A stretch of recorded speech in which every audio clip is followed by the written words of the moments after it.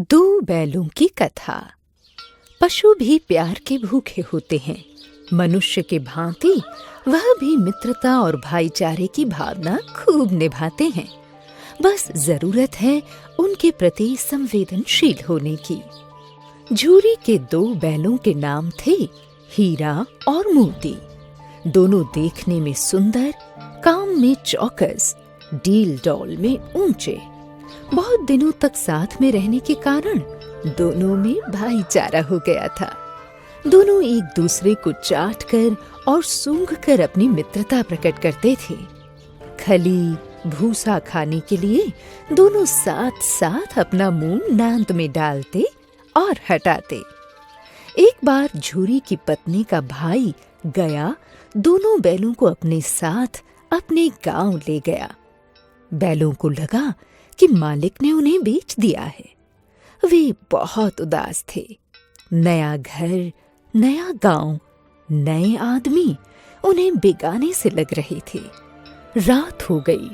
जब सारा गांव सो गया तो हीरा और मोती ने अपनी मूक भाषा में सलाह की और अपने पगहे तुड़ाकर वहां से भाग लिए।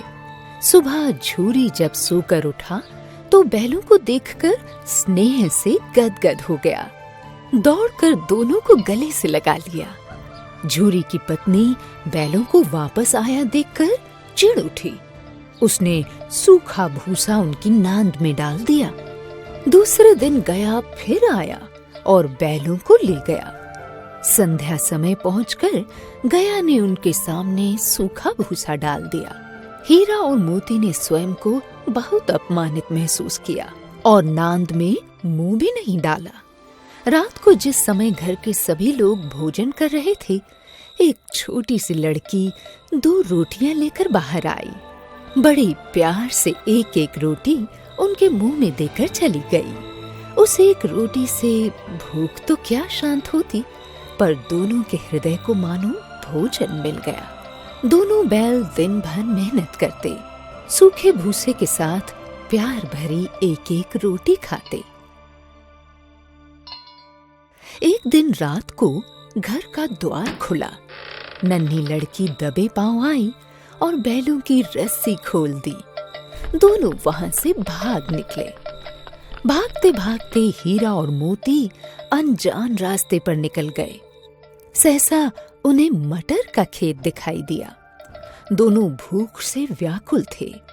भर पेट मटर चारी और मस्ती से उछल कूद करने लगे। इतने में खेत के रखवाले लठियां लेकर दौड़े और उन्हें पकड़ लिया। दोनों को कांजी हाउस में बंद कर दिया गया। यहाँ कई भैंसें थीं, बकरियां थीं, घोड़े और गधे थे, पर किसी के सामने चारा न था। मोती को एक युक्ति सूझी। उसने सींग मार मार कर दीवार तोड़ दी। अधमरे से पड़े सभी जानवर टूटी दीवार के रास्ते सरपट भागने लगे। मोती हीरा की रस्सी तोड़ने में लगा था। हीरा ने मूक भाषा में कहा, तुम भाग लो। मोती की आंखों में आंसू आ गए। भला तुम्हें विपत्ति में छोड़कर कैसे चला जाऊं? एक दिन उनकी नीलामी होनी थी। एक व्यक्ति ने उन्हें खरीद लिया और अपने घर की राह पकड़ी। सहसा दोनों को राह जानी पहचानी लगी। बस फिर क्या था? आव देखा न ताव, रस्सियां छुड़ाकर अपने घर की ओर दौड़ पड़े। झूरी द्वार पर बैठा धूप खा रहा था। अपने बिछड़े हुए बैलों को देखकर उसकी आंखों में आनंद के आंसू बहने लगे। जरा सी देर में ही नांदों में खली, भूसा, चोकर और दाना भर दिया गया। झूरी खड़ा बैलों को सहलाने लगा। उसी समय झूरी की पत्नी ने दोनों के माथे चूम लिए।